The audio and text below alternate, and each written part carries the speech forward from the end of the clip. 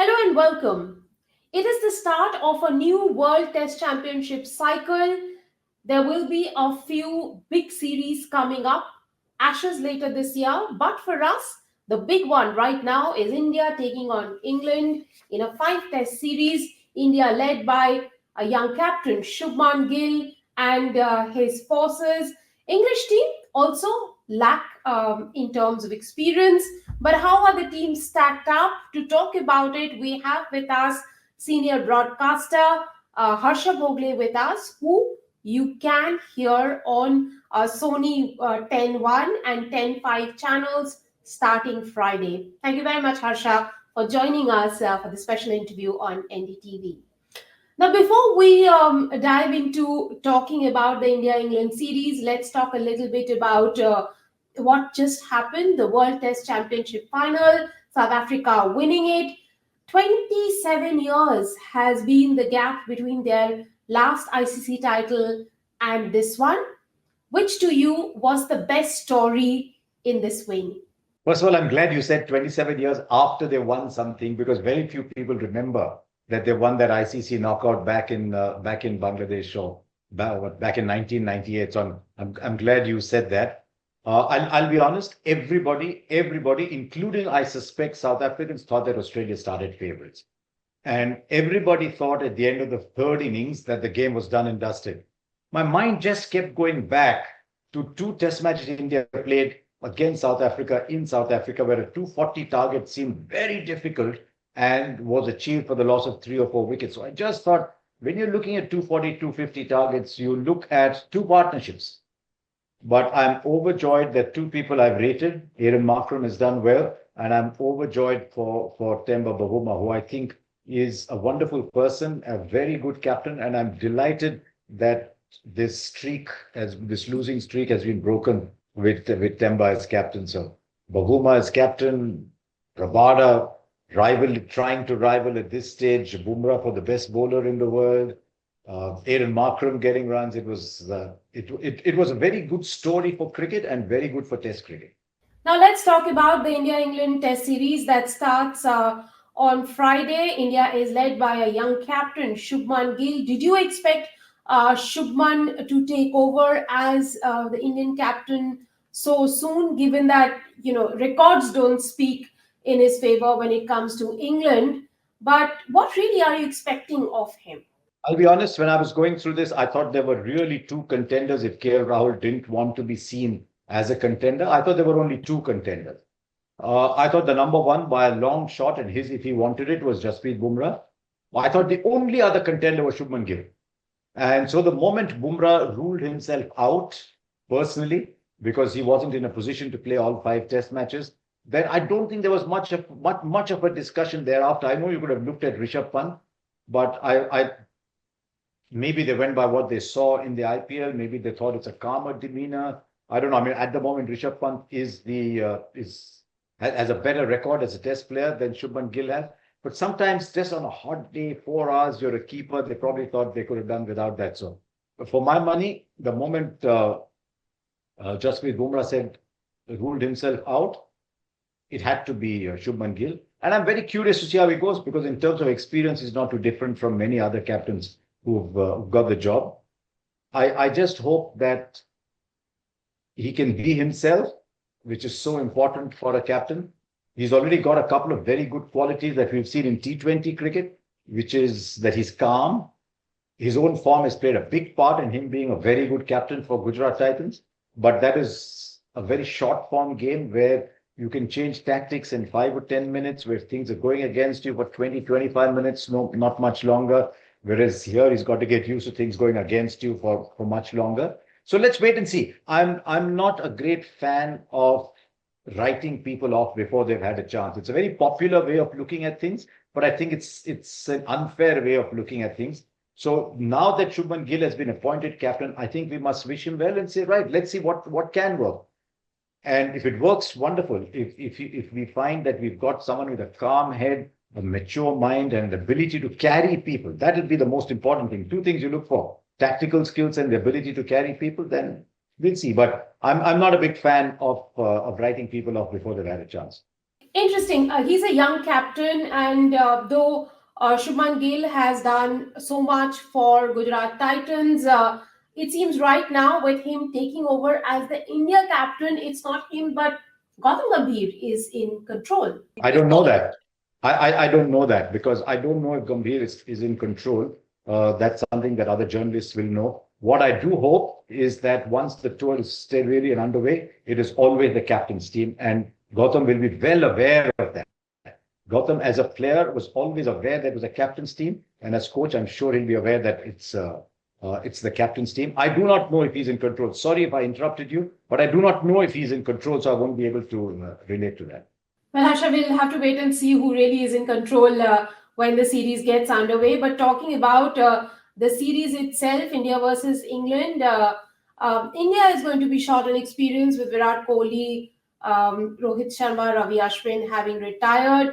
England too don't have the services of Anderson and Broad this time around. Jofra Archer is injured for at least the first test. Now, when it comes to the English conditions, England, will be also fielding some new bowlers. Would you think that the Indian batters will have it a little bit easy getting into the first test? It's always dangerous when you're in England. I might have said that if England were coming to India, but in England you'll always find somebody who'll use the conditions well. Like you come to India, you'll always get someone who'll use the conditions well, like Akshar Patel did when he first started against England, 3 or 4 years ago during those COVID test matches. Look, the thing with Anderson was it was inevitable. It was just a question of whether it's now or whether it's next year. So no Anderson, no Broad is a huge will make a huge difference. Jofra Archer, he hasn't played test matches for a long time. Vokes is 34, 35. You don't know how much more petrol he has in the tank.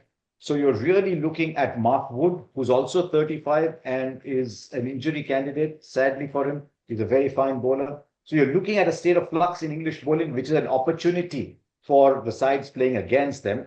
Counterbalancing that is probably the best top seven that England has had for a few years. So they'll have to score enough runs to overcome the kind of the sort of relative shortcomings in their bowling. With India, I actually think the bowling is stronger at this stage. I hope we get to a stage where I'm proved wrong and that the batting shines again, that Yashasvi and Rahul form a great partnership, that Gill gets into form, that Pant goes back to the format that he's at his best at.